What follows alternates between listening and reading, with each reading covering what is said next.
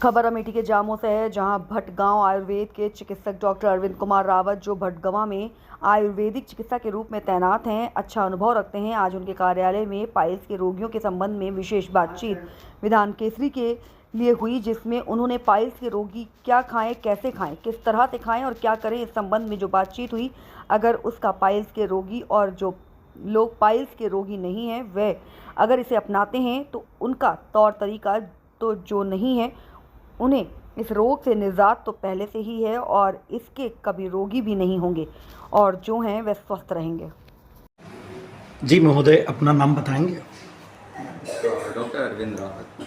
किस पद पर महोदय तैनात हैं यहाँ पे? मैं चिकित्सा अधिकारी पद पे हूँ और मैं राजकीय आयुर्वेदिक चिकित्सालय सिमरौता अमेठी में पोस्टेड हूँ। जी जी महोदय, इस समय जो है, जो महीना चल रहा है, इसमें लोग खाएं क्या पिएं, किस तरह का व्यवहार करें, साथ ही जो पाइल्स के रोगी हैं वह अपना इलाज किस तरह से कराएं, क्या खाएं क्या पिएं, कैसे करें, कुछ महोदय बताएं जिससे लोगों को लाभ मिल सके।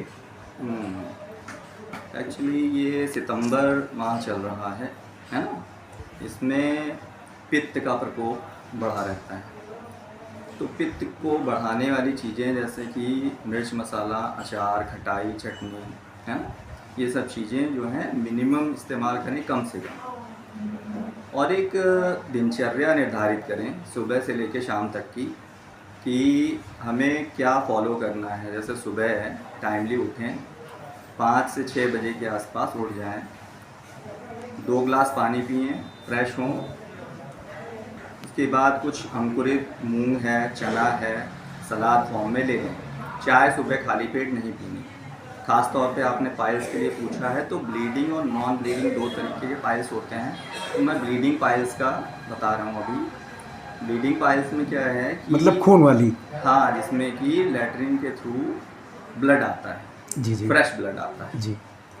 तो उन पेशेंट्स को कोई भी तीखी खट्टी चीज़ें हैं, अचार है, चटनी है, मसालेदार चीज़ें हैं, तली हुई चीज़ें हैं, जैसे बाहर का समोसा है, इस तरीके की चीज़ें नहीं खानी है, बिल्कुल नहीं खानी है।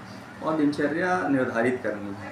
सुबह अंकुरित अनाज लें, अनाज में मूंग सबसे अच्छा है। चाय नहीं पिएं, नमकीन नहीं खाएं, बिस्किट नहीं खाएं। जब भी खाना खाएं दोपहर का, तो अच्छे से चबा के खाएं, धीरे धीरे खाएं।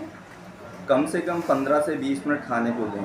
खाने के साथ में पानी ज़्यादा नहीं पिएं। और दोपहर में छाछ ले सकते हैं 2-2:30 बजे के आसपास, है ना, उसमें नमक और जीरा बिल्कुल डाल सकते हैं। शाम का नाश्ते में भी चाय अवॉइड करें, हो सके तो ग्रीन टी लें, ज़्यादा बेटर रहेगा।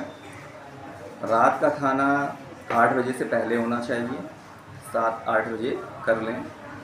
और नींद भरपूर लें, 6 से 7 घंटे मिनिमम नींद लेना है।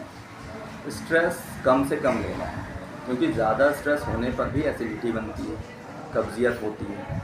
ये साइकोसोमेटिक डिसऑर्डर पे सामने आते हैं इसके, है ना, एक एस्पेक्ट ये। तो ओवरऑल ये रूटीन फॉलो करें।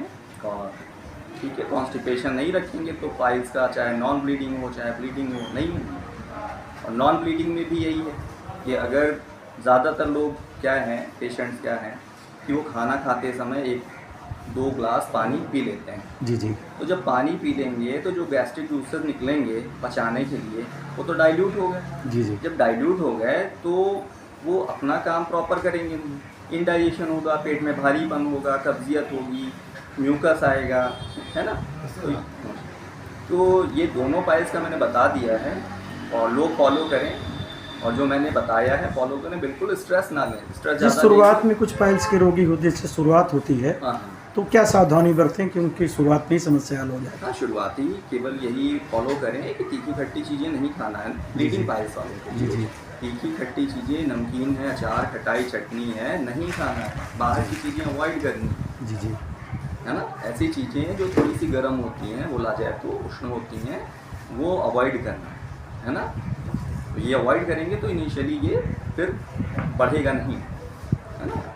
और आजीवन लोग परेशान रहते हैं, ऑपरेशन कराते रहते हैं 4 बार 5 बार, नहीं ठीक होगा जब तक आप दिनचर्या नहीं ठीक करेंगे। बैठ जाओ बेटा, ठीक। महोदय, आपकी बात विधान केसरी डॉक्टर अशोक कुमार पांडे से हो रही थी। तो अभी डॉक्टर साहब ने जो जानकारियाँ दी हैं, वर्तमान समय में आज आपकी यहाँ पे तैनाती बटगवां आयुर्वेदिक अस्पताल पे है। यहाँ पे लोगों के लिए दवाएं भी मिला करती हैं 1 रुपये की पर्ची पर, और बड़ा ही अच्छा अनुभव आपको है। तो अधिक से अधिक लोग डॉक्टर साहब द्वारा बताई गई बातों को फॉलो करें और अच्छा जीवन जिएं। साथ ही जो आपने जानकारियाँ दी हैं कि कैसे खाएं, कैसे पिएं, रहन सहन के बारे में, यदि लोग फॉलो करते हैं तो निश्चित भी इन जैसे रोगों से उन्हें निजात मिलेगी। धन्यवाद।